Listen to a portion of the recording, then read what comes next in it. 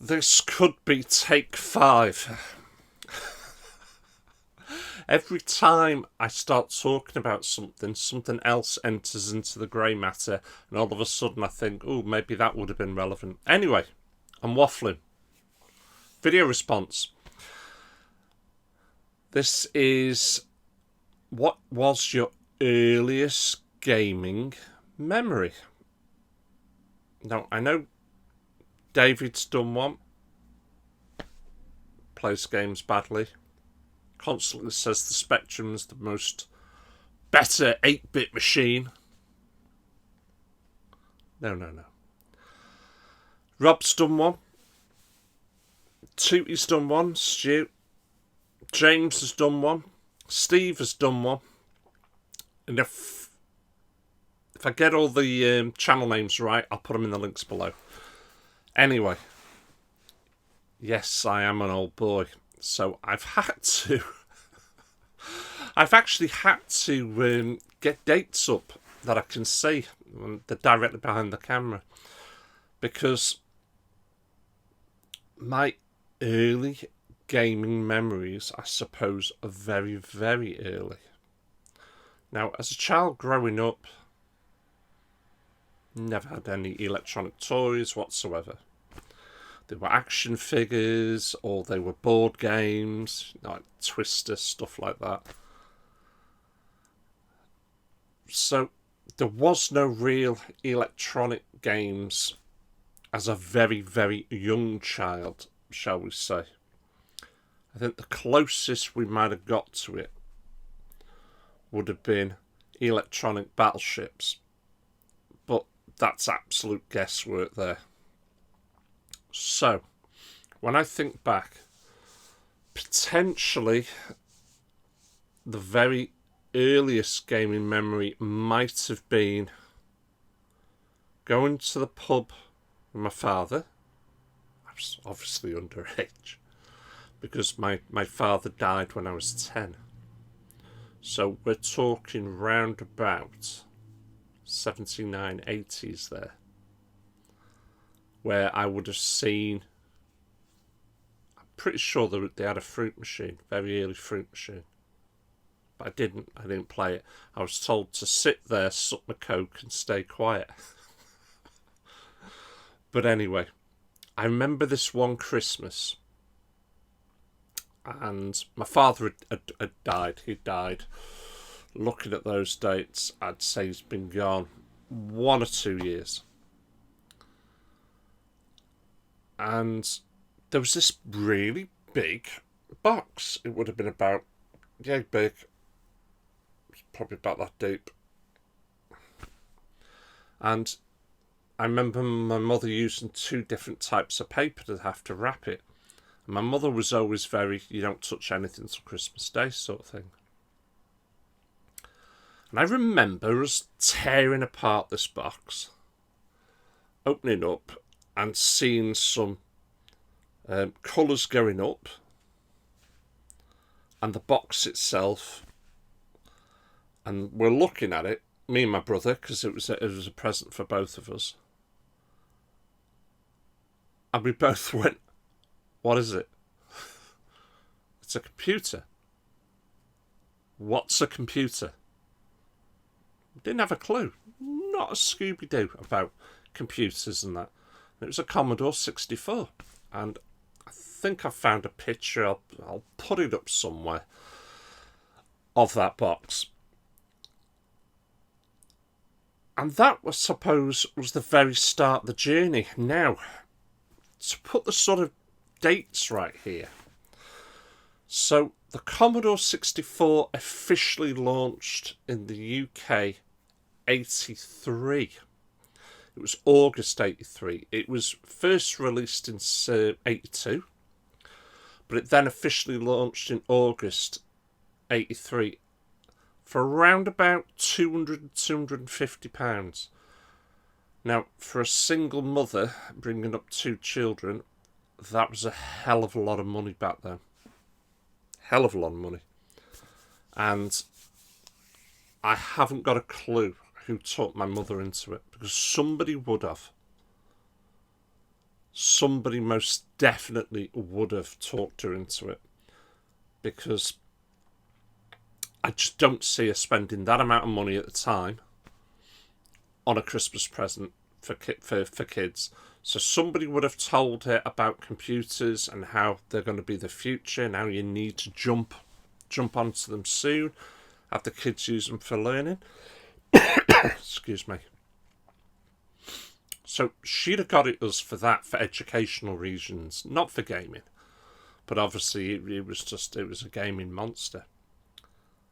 So that would have been the very first time, I suppose, I got hold of one.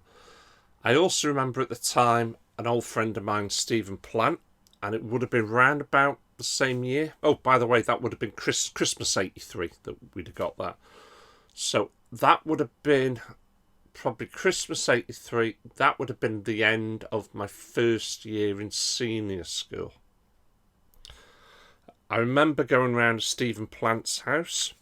He had the BBC Electron. I remember that. I remember playing Chucky Egg with him.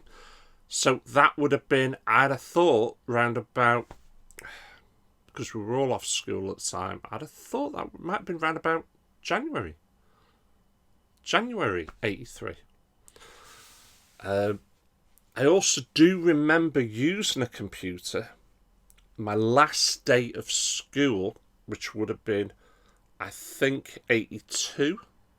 My last day of school. They literally had just got a BBC computer, but I didn't have a clue what it was. It was quite simply just push this button, move this person here. I didn't have a clue what I was doing. The teacher at the side of me is telling me what to press anyway. And that was it. But I do remember playing the Atari 2600 at Stewart and Richards. They were my friends in the road. They were some of my best friends at the time. I remember playing Combat. I'm pretty sure it's Combat, the one where you can be the two tanks in the maze, but you can also be the planes fighting each other. I remember playing that because when I told them I had a computer and we had this and that, I think the mother dug it out. The Atari 2600 at the time said, "Here, why don't you play with that?" But they eventually got themselves a ZX Spectrum. So did Wayne Comball. So did Maxwell Wilkes. And these were all school friends. I don't remember playing many games with Wayne. I do remember having sleepovers with Max, and we would be playing games into the early hours of the morning. Just fantastic times on the old Specky there. Absolutely brilliant. I do remember playing School Days with Stuart and Richard. But it wasn't until, I suppose, 80, and I'm going to lean over and look at my dates again, beginning of school, 84, that I ended up making my long life friends. And it's all thanks to the Commodore 64 computer. In fact, now I've just said that, I remember buying a magazine for it, not knowing that it was for the Commodore. It wasn't a Zap or anything like that. It had been computer, whatever. And there was a cassette tape on the front. And in fact, it was just by chance that worked with the Commodore 64. And I remember playing some sort of platform game. So that would have been early January 84.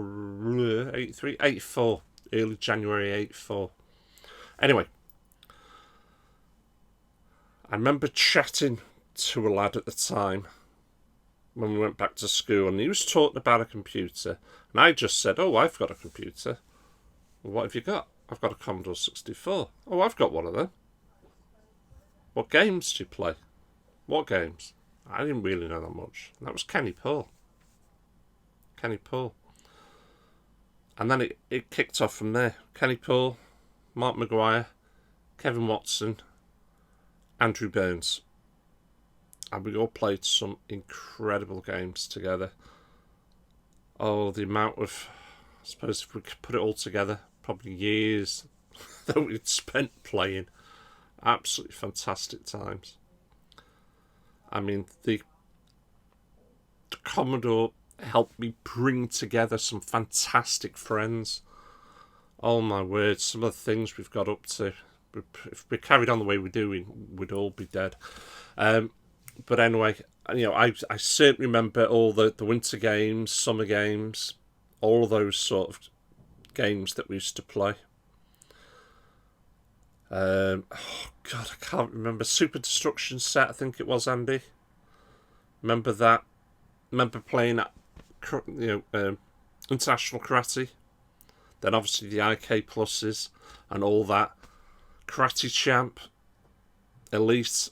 Elite is one of those games that I've still got from my original set. It's battered. It's battered to buggery. I've actually upgraded this, but I've kept this because I begged my mother for this game. And £15 on a game was a lot of money back then. We bought it from Boots the Chemist. As you can see, it is definitely well worn. I've still got my hints and tips out my zaps. Andy, was that you? Sprint Business Stationery, or was this something you were making for them at the time?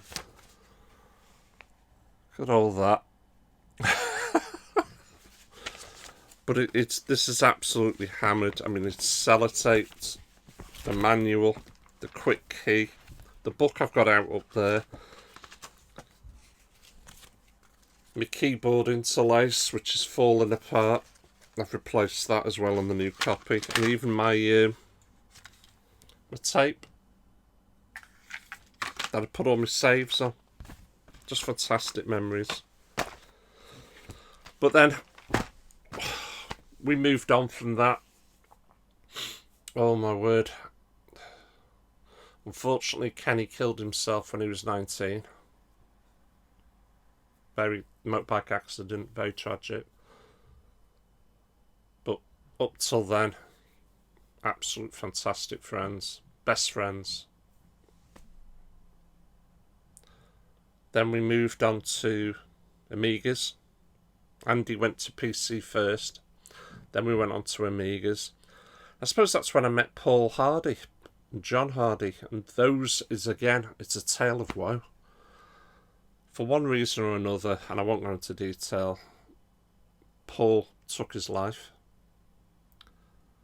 And grief-stricken, probably 1 or 2 years later, John also took his life because he couldn't live with it without his brother.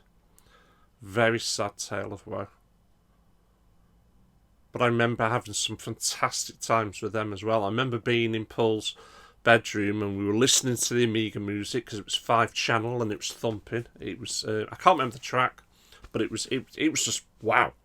We had it going through stereo, and his mum comes in hoovering, and he goes, "Mum, do you mind? We're trying to listen to this." And his mum just looks at him, and she lifts a finger quick, and she goes, "Swivel."